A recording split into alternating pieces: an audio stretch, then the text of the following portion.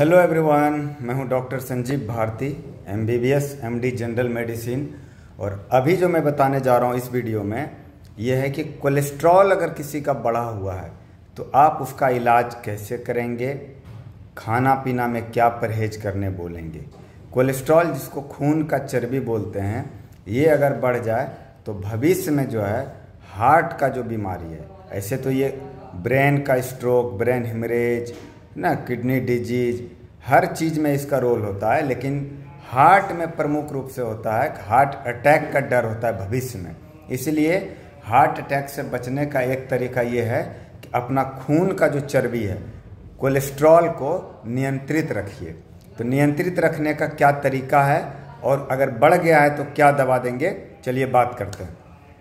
सबसे पहले कोलेस्ट्रॉल का इलाज कब शुरू करते हैं? जब आप कोलेस्ट्रॉल का रिपोर्ट देखेंगे, जो हम लोग एज ए डॉक्टर लिख के भेजना है हम लोगों को, लिपिड प्रोफाइल।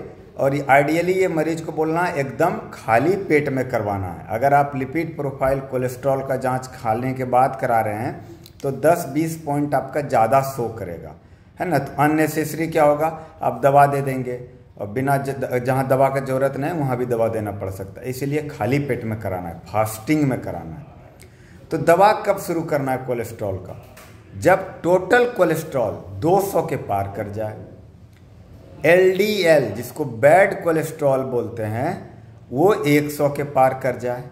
और ट्राइग्लिसराइड जिसको TG बोलते हैं वो 250 के पार में दवा शुरू करना है। हाँ जी हाँ, कई लोग जो है 150 के ऊपर में उसको ब्लैक कलर में दिखा देता है कि अब नॉर्मल हो गया। 250 के नीचे आपको दवा नहीं देना है ना। खाना पीना में परहेज करना है।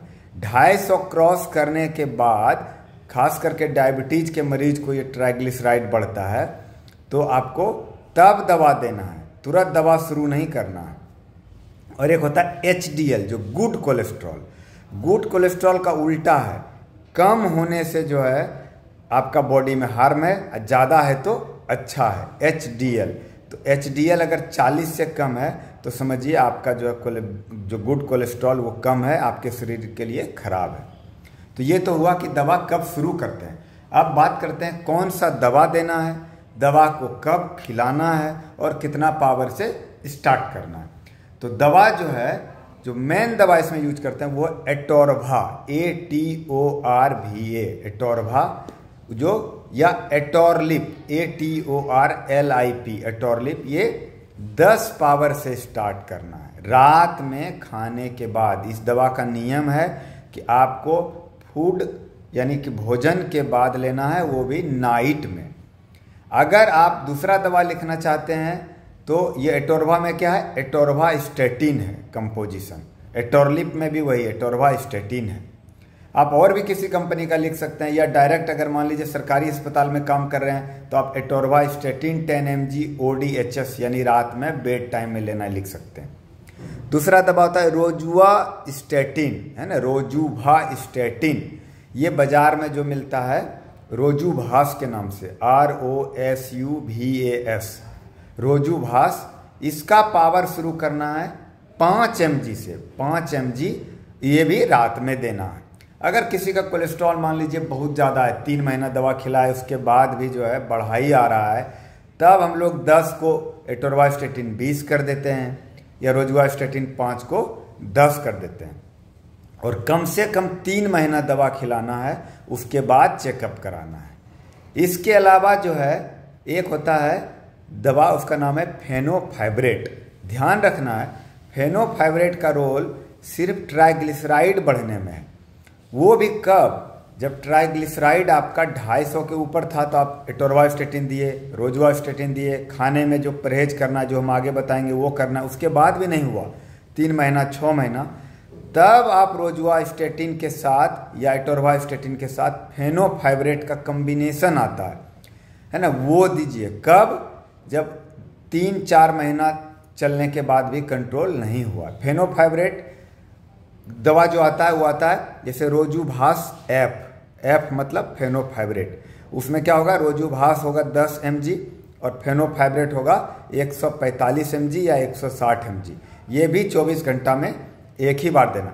पहला बार कोई मरीज आपके पास आया, कभी दवा नहीं लिया है, ट्राइग्लिसराइड भी बढ़ा हुआ है, कोशिश करिए पहले कम पावर का दवा दें, खाने में उसको परहेज बताएं और फेनोफाइब्रेट नहीं दीजिए, क्योंकि फेनोफाइब्रेट का बहुत सारा साइड इफेक्ट है। वो तभी देते हैं जब 3 महीना तक भी दवा खाने के बाद भी कोलेस्ट्रॉल कंट्रोल नहीं हुआ, ट्राइग्लिसराइड, तब हम लोग फेनोफाइब्रेट यूज करते हैं। या पहला बार में ही कोई मरीज आया और उसका ट्राइग्लिसराइड 500 के पार है ना, 600 है, 800 है, हजार वाला भी मरीज आता है, तब आप एटोरवास्टेटिन या रोजुवास्टेटिन के साथ फेनोफाइब्रेट वाला कम्बिनेशन दे सकते हैं। बहुत सारा प्रैक्टिशनर क्या गलती करते हैं, पहले ही बार में फेनोफाइब्रेट दे देते हैं, मरीज को बेचैनी होने लगता है ना, मसल में दर्द होने लगता है। जो स्टेटिन ग्रुप का दवा है, रोजुवास्टेटिन, एटोरवास्टेटिन, फेनोफाइब्रेट, खास करके जब दोनों एक साथ दीजिएगा तो क्या होता है, मसल में दर्द होता है, मायोपैथी सब होने का डर होता है। इसीलिए जनरली आप अवॉइड करिए। अब बात करते हैं क्या खाना चाहिए।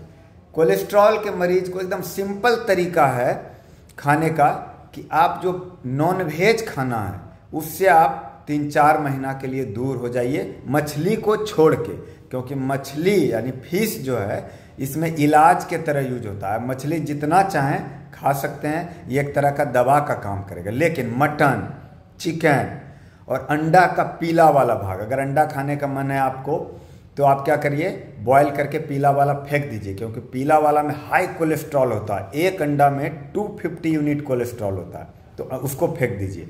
और मछली तो आपका एक तरह का आजकल फिश का दवा भी आ गया है ना, ओमेगा 3 फैटी एसिड जो फिश में पाया जाता है वो दवा के रूप में कोलेस्ट्रॉल में यूज होता है। लेकिन आपका एटोरवास्टेटिन, रोजुवास्टेटिन, खाना पीना में परहेज और लास्ट में फेनोफाइब्रेट से ही 99% कोलेस्ट्रॉल का मरीज ठीक हो जाता है। एक बात ध्यान देने की बात है, कोलेस्ट्रॉल एक साइलेंट किलर की तरह है, आपको तुरंत कुछ घाटा नहीं होगा, लेकिन कोलेस्ट्रॉल धीरे धीरे आपके हार्ट को प्रभावित करेगा, हार्ट का आर्टरी को ब्लॉक करके बाद में जो सुनते होंगे किसी का बाईपास सर्जरी कराना पड़ा है ना, CABG है ना, 3 गो स्टेंट लग गया, तीनों आर्टरी ब्लॉक हो गया हार्ट का।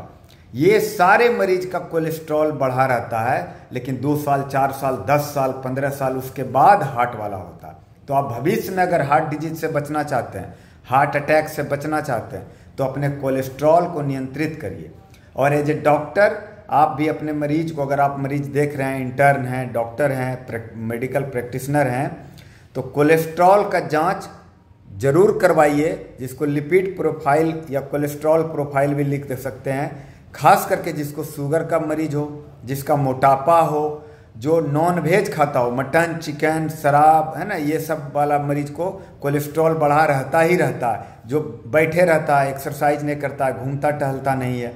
हाँ, एक बात और, कोलेस्ट्रॉल का मरीज अगर 30 मिनट रोज टहल ले तो आपको दवा का डोज जो है आधा दवा में ही आप ठीक हो जाएंगे। जो दवा 1 साल में आपको कंट्रोल करने वाला था वो आपको 6 महीना में ही कंट्रोल हो जाएगा। और 6 महीना में करवा के देख लीजिए, अगर टोटल कोलेस्ट्रॉल 200 के अंदर है ना, LDL वो कोलेस्ट्रॉल जो बैड कोलेस्ट्रॉल 100 के अंदर है और ट्राइग्लिसराइड 250 के अंदर है, तो आप दवा को छोड़ दीजिए, खाना में परहेज करिए, सुबह रोज टहलिए। ऐसा ही इंफॉर्मेटिव वीडियो अगर आपको देखना पसंद है तो मेरे चैनल को सब्सक्राइब कर दीजिए और शेयर कर दीजिए। Thank you so much.